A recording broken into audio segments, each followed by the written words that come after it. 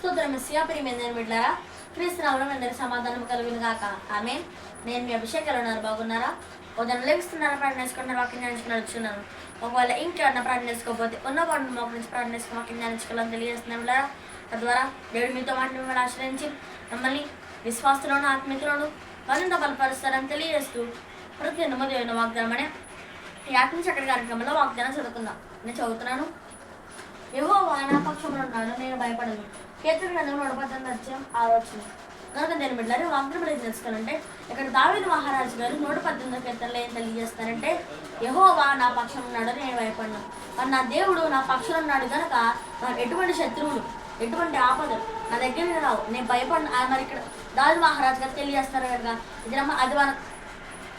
అది మనకు తెలియబడుతుంది కనుక ఇది మన ప్రొవైడ్ చేసిన మనకు ఉన్నారని, మన కష్టాలు ఉన్నప్పుడు, ఇబ్బందులు ఉన్నప్పుడు, మరి ఆపదలు ఉన్నప్పుడు మరి దేవుడు మనకు ఉన్నాడు, నా పక్షులు ఉన్నాడు, మనం భయపడకుండా ఉండాలని తెలియజేస్తున్నాం వాళ్ళరా.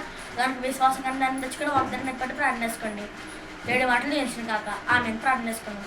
స్తోత్రం మెస్సియా ప్రతిదినము దేవుని వాగ్దానం అని ఆత్మచక్కటి కార్యక్రమం మాకు హెచ్చరింపు వందనాలు. మీరు భావిస్తున్న వాగ్దానం, యెహోవా నా పక్షంలో ఉన్నాడు, నేను భయపడను. ఈ వాగ్దానం అందరి చేతులు నెరవేర్చండి. ఎవరైనా రోగులంటే వాళ్ళని స్వస్థపరచండి. ఏదైనా ఎవరైతే పుట్టిన పిల్లలు తెప్పించుకుంటున్నారో వారందరిని ఆశ్రయించండి. అనేక పుట్టిన పిల్లలు తెప్పించుకోవాలో సాయం చేయండి. అంకమ్మ సరఫరా సంఘం 100 ఖర్చులు అభివృద్ధిపరచండి. ఆ భారతదేశాన్ని ఎటువంటి యుద్ధాలు జరగకుండా సాయం చేయండి. ఎటువంటి యుద్ధాలు జరగకుండా సాయం చేయండి. ఇసుక దేశాన్ని కాపులు తెచ్చండి. ఎటువంటి యుద్ధాలు జరగకుండా సాయం చేయండి.